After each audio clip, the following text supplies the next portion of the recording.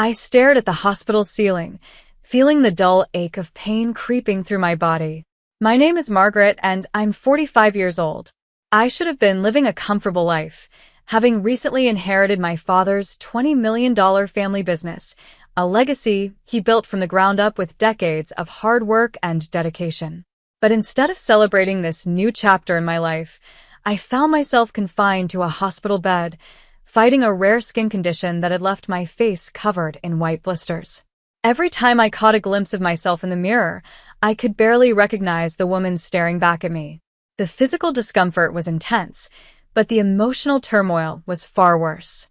My husband, Victor, wasn't at my side to offer comfort or support. No, he hadn't shown up at the hospital to check on me throughout this ordeal. In fact, his concern was never about my health or well-being. It was about something entirely different, something that benefited him. And today was no exception. The door creaked open, and Victor stormed in, his face set in a grim expression. The moment I saw his eyes, I knew he wasn't there to be a loving husband. As he stood at the foot of my bed, his presence felt heavy, the air thick with tension. I could sense that this was not going to be a peaceful visit. "Margaret," he said, his voice edged with impatience. "We need to talk. Now." His tone made it clear that this was not a request. I swallowed hard, knowing that whatever he wanted, it wasn't good. A wave of anxiety washed over me, and I instinctively tightened my grip on the hospital bed's railing, bracing myself for what was to come. Victor's presence in the room felt suffocating, but as he glared at me, my mind drifted back to how it had all started. If you told me 10 years ago that my life would come to this, lying in a hospital bed while my husband tried to bully me into something, I would have laughed. Back then, Victor was everything I thought I wanted. I met him at a friend's party in Denver, where his confidence and charm drew me in like a moth to a flame. He was attentive, funny, and seemed genuinely interested in me, a successful woman working as a financial consultant. I had no idea that beneath that polished surface lay a manipulative man who saw my potential and my family's wealth as a golden ticket. Our whirlwind romance culminated in a wedding within a year. At the time, my father expressed his reservations about Victor, though he never said so outright. "Margaret," he once said gently, "you've built so much for yourself. Make sure he sees your worth for what it is, not what you have." I didn't take his words seriously. I was in love, and Victor seemed like the perfect partner. But that facade didn't last long. Shortly after we married, I started noticing small cracks in his behavior, his impatience when things didn't go his way, his tendency to criticize my decisions, and most of all, his reliance on me to financially support his never-ending schemes. My father's death 6 months ago was devastating. Not only had I lost the man who had always been my rock, but his passing also left me with the immense responsibility of running the family business, a thriving chain of restaurants that had been his pride and joy. My father had been meticulous, leaving everything in order and naming me the sole heir to his $20 million empire. It was his way of showing faith in my abilities, trusting me to carry on his legacy. But Victor didn't see it that way. From the moment he found out about the inheritance, his attitude shifted entirely. He wasn't grieving alongside me, he was scheming. He wanted control of the business, control of the money. And when I refused to hand it over, he became bitter, treating me less like a wife and more like an obstacle in his path to success. I had endured his emotional manipulation for years, but this time, it felt different. His obsession with the business grew stronger every day, and I knew he wouldn't stop until he got what he wanted. That's why, when the door to my hospital room had opened just minutes ago, I already knew what Victor had come for. Victor's impatient voice snapped me out of my thoughts. "Margaret, we need to finalize this transfer," he said, pulling a folder out of the briefcase he carried. His words were sharp, devoid of any care or concern. I stared at him, confused and angry. "Transfer what? Victor?" I asked, my voice hoarse from the medications and exhaustion. "The business, Margaret," he said coldly. "You've been dragging this on for months. It's time to stop being selfish and do what's best for this family. Sign the papers and transfer the ownership to me." I blinked, stunned by his audacity. There I was, lying in a hospital bed with my face covered in painful white blisters, and all he cared about was the business. "You've got to be kidding me," I said, my voice low but firm. This business was my father's legacy. He trusted me to run it, not you. Victor's eyes narrowed. "Don't give me that," he snapped. "You're lying here, doing nothing, while I'm the one trying to keep everything together. Do you know how hard it's been for me? You're in no condition to handle a company right now." "I'm not signing anything," I said, my anger rising. "This isn't about the business. This is about you wanting control, and I won't let you take that away from me." His face twisted with frustration, and he took a step closer to my bed. "Margaret," he hissed, "stop being so stubborn.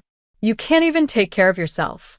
What makes you think you can run a multi-million-dollar business?" I looked him straight in the eye, refusing to back down. "Because my father believed in me," I said. "And I'm not about to betray that trust just because you think you deserve it." Victor's jaw tightened, and I could see the rage bubbling beneath the surface. "You're making a big mistake," he said, his voice dangerously low. "You're going to regret this." Before I could react, he reached over and yanked the oxygen mask off my face. I gasped for air, my chest heaving as panic set in. Then, in one swift motion, he balled his fist and punched me square on the nose. Pain exploded through my face as I let out a muffled cry. My already sensitive skin felt like it was on fire, and I clutched my nose, feeling the blood trickle down. My vision blurred as tears welled up, but I refused to give him the satisfaction of seeing me crumble. "What is wrong with you?" I managed to say, my voice shaking. "How could you do this to me?"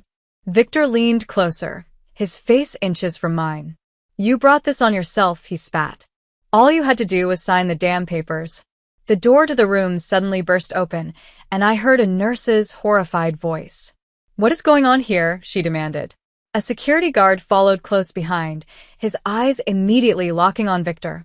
"You need to step away from her right now," the guard said, his tone firm and commanding. Victor hesitated, his fists still clenched, but the guard didn't give him a chance to argue. He grabbed Victor by the arm and began pulling him away from the bed.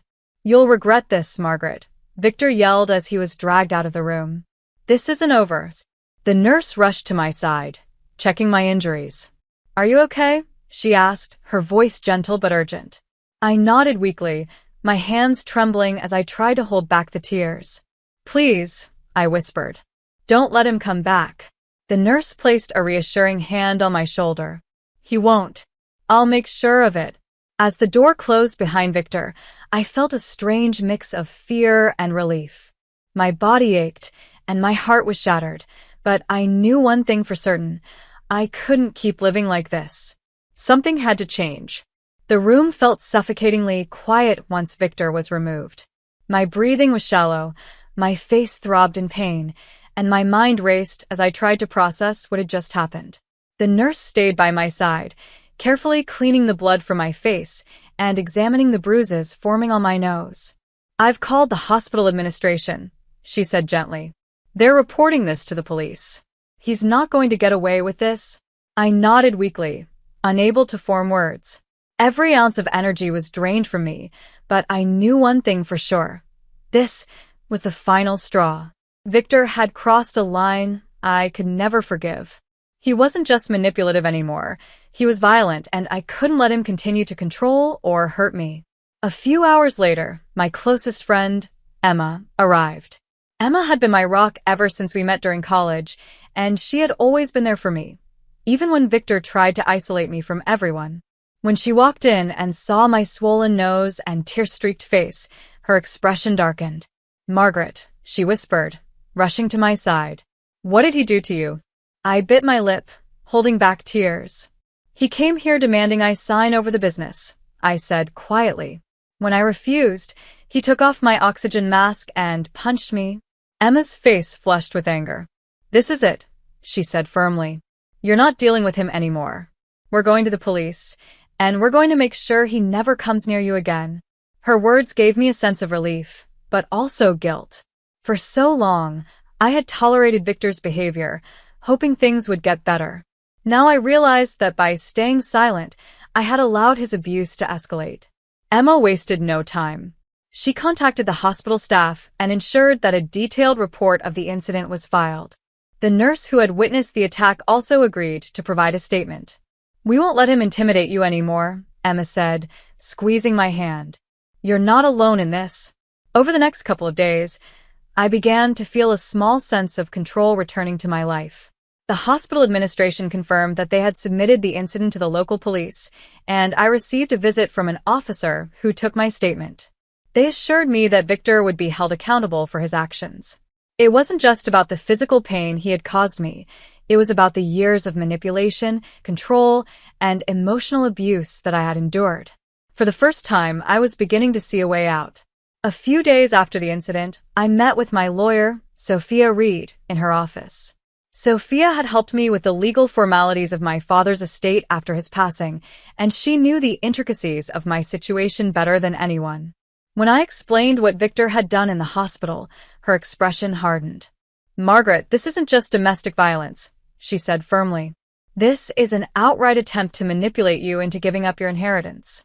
We have strong grounds for legal action against both his physical assault and his coercion regarding the business." Her words gave me a glimmer of hope. For years, Victor had stripped me of my confidence, but now, with Sophia's guidance, I felt like I was finally taking control. Sophia quickly got to work. We compiled everything we had, hospital records documenting the injuries Victor had caused, including the bruises and the damage to my sensitive skin condition. Witness statements from the nurse and security guard who intervened during the assault. Financial records from the family business showing that Victor had no claim or involvement in its management. A copy of my father's will, which clearly stated that the $20 million business was left solely to me. Victor, as expected, didn't take this lightly. Over the next few days, he tried to contact me repeatedly, leaving voicemails filled with empty apologies and thinly veiled threats. "You're ruining everything, Margaret," one voicemail said. "If you think you can win this, you're wrong." Sophia advised me to ignore his calls. "Don't engage with him," she said. "Let the evidence speak for itself." The day of the court hearing arrived, and I walked into the courtroom feeling a mix of anxiety and determination. Sophia was by my side, her confidence steadying me as we took our seats. Victor was already there, sitting at the defense table with his lawyer. He looked nervous, but his usual smugness was still visible. Sophia began by laying out the case, starting with the hospital assault. She introduced the nurse and security guard as witnesses, who recounted the events in vivid detail. Their testimonies painted a clear picture of Victor's violent and manipulative behavior. Next, Sophia presented the medical records, showing the injuries Victor had inflicted on me. Photos of my bruised nose and blistered face were displayed in court, leaving the gallery silent. Victor's lawyer tried to downplay the incident, arguing that he had acted out of frustration and hadn't intended to hurt me. But Sophia dismantled their arguments with precision. "This isn't just a moment of frustration," she said, her voice unwavering. "This is the culmination of years of manipulation and abuse, culminating in a physical assault against a vulnerable woman in a hospital bed." When Victor took the stand, his usual confidence faltered. He stumbled over his words, trying to justify his actions, but his attempts to shift the blame only made him look worse. "She's exaggerating," he said at one point. "I was trying to have a reasonable conversation about the business, and she blew it out of proportion." Sophia's cross-examination was relentless. "So, you're saying that removing her oxygen mask and punching her in the nose was a reasonable conversation?" she asked pointedly. Victor had no answer, and the silence in the courtroom spoke volumes. After hours of testimony and deliberation, the judge delivered the verdict. Victor was found guilty of domestic violence and coercion. He was sentenced to 2 years in prison and ordered to pay significant fines, including compensation for my medical expenses and damages for emotional distress. As the gavel struck, signaling the end of the case, I felt a wave of relief wash over me. Justice had been served, and for the first time in years, I felt free. With the court case behind me, I finally had the space to focus on my recovery, both physically and emotionally. The days that followed felt surreal. For the first time in years, I didn't have to look over my shoulder, wondering when Victor's next outburst would come. The looming shadow of his manipulation and control was gone, and I could finally breathe freely. The hospital staff provided excellent care for my skin condition, and with time, the blisters on my face began to heal. Though the process was slow and the pain lingered, I refused to let it break my spirit. My doctor encouraged me to focus on self-care, reminding me that healing wasn't just about physical recovery but also about emotional strength. Each day, I found myself growing stronger. I started journaling my thoughts, writing down everything I had endured, and it helped me process the years of pain Victor had caused. It wasn't easy, but I was determined to reclaim the confidence and independence he had tried to strip away. Once I was discharged from the hospital, I turned my attention to my father's legacy, the family business. Walking into the office for the first time after months of chaos was bittersweet.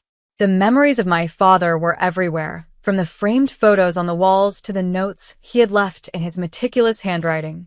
I gathered the employees for a meeting and reassured them that the business was in safe hands. This company was my father's dream, I told them, and I promised to honor his legacy by taking it to even greater heights. I poured my energy into the business, learning every detail and making strategic decisions to ensure its growth. With the support of my team, I felt more capable than ever. Every milestone, every success, was a tribute to my father and a reminder to myself of how far I had come. As part of my fresh start, I decided to move out of the house Victor and I had shared. It was filled with too many bad memories, and I needed a space that felt like my own. I found a cozy house in a quiet neighborhood where I could focus on rebuilding my life without the weight of the past dragging me down. Decorating the new house became a therapeutic process. Each piece of furniture, every photo on the wall, felt like a declaration of my independence. It wasn't just a house, it was a sanctuary, a symbol of the life I was creating for myself. One evening, as I sat in my new living room, I found myself scrolling through videos online. I realized how many people shared stories of resilience and survival, and it sparked an idea. What if I shared my story, not just the struggles, but the strength it took to overcome them? With the encouragement of my lawyer, Sophia, and my close friend, Emma, I launched an online platform to share my journey. At first, it was just a blog where I wrote about my experiences, but soon, I began creating videos, talking openly about surviving an abusive marriage, fighting for justice, and reclaiming my life. To my surprise, people connected with my story almost immediately. Comments poured in from strangers thanking me for sharing, telling me how much my words inspired them. It became clear that my story wasn't just about me. It was about giving hope to others who felt trapped in their own struggles.